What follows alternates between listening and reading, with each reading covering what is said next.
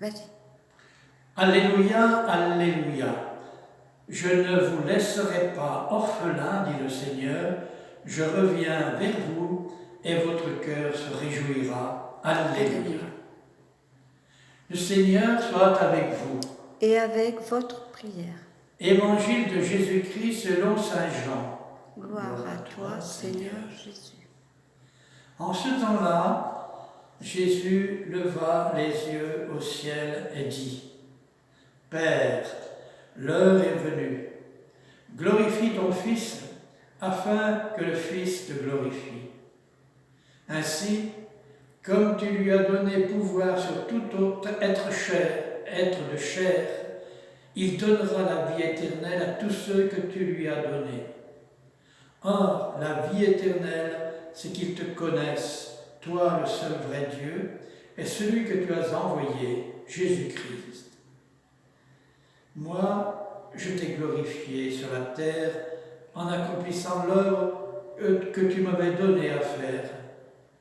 Et maintenant, glorifie-moi auprès de toi, Père, de la gloire que j'avais auprès de toi avant que le monde existe.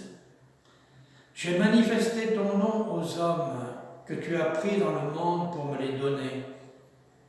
Ils étaient à toi, tu me les as donnés, et ils ont gardé ta parole. Maintenant, ils ont reconnu que tout ce que tu m'as donné vient de toi, car je leur ai donné les paroles que tu m'avais données. Ils les ont reçues. Ils ont vraiment reconnu que je suis sorti de toi, et ils ont cru que tu m'as envoyé. Moi, je prie pour eux. Ce n'est pas pour le monde que je prie, mais pour ceux que tu m'as donnés, car ils sont à toi. Tout ce qui est à moi est à toi, et tout ce qui est à toi est à moi. Et je suis glorifié en eux. Désormais, je ne suis plus dans le monde. Eux, ils sont dans le monde, et moi, je viens vers toi. Acclamons la parole de Dieu. Louange à toi, Seigneur Jésus. En écoutant ces paroles de Jésus, nous pouvons être déconcertés. Ne nous étonnons pas de nous sentir dépassés par la profondeur qui s'exprime dans ces paroles. Elles nous paraissent tellement en décalage avec ce que nous vivons dans les difficultés et les épreuves actuelles que nous traversons. Et pourtant, cette prière à son Père, Jésus l'a exprimée au moment où il était lui-même affronté à la mort, à la menace de la mort.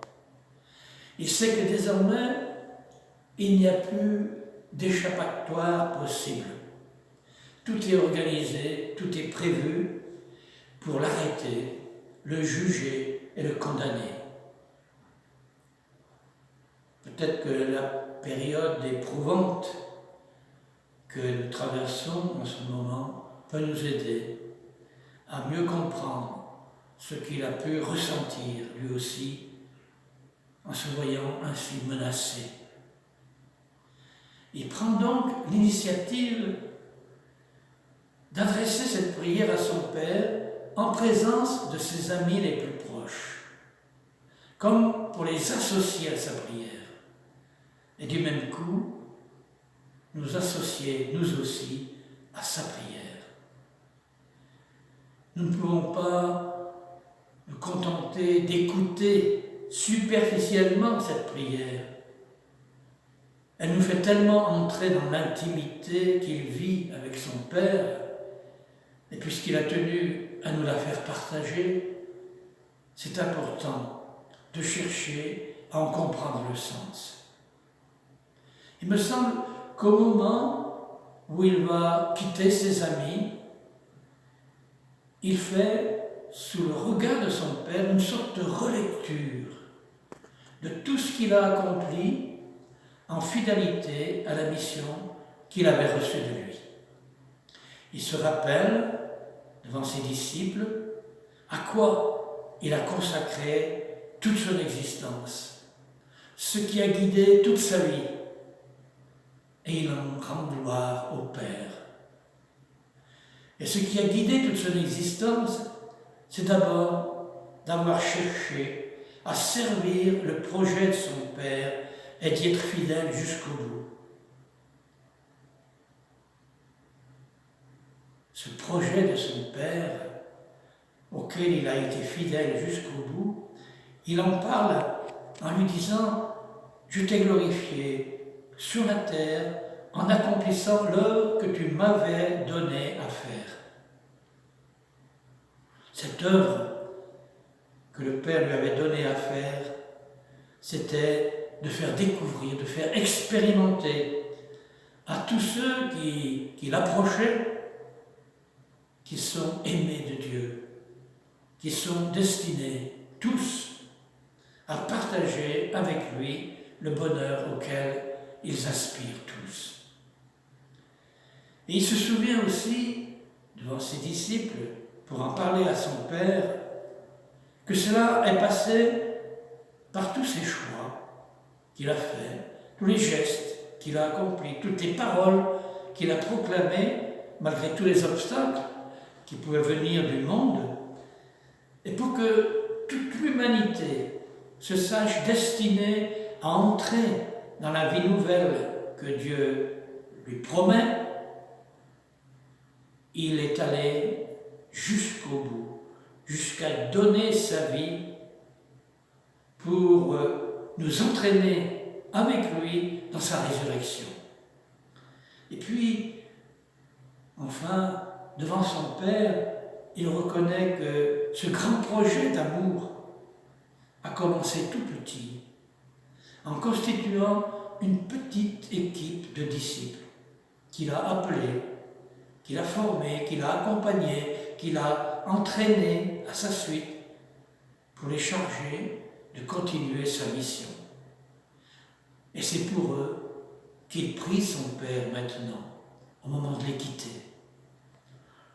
Et ses disciples, alors, se sentent pris dans la prière de Jésus. Ils sont portés avec lui auprès de Dieu.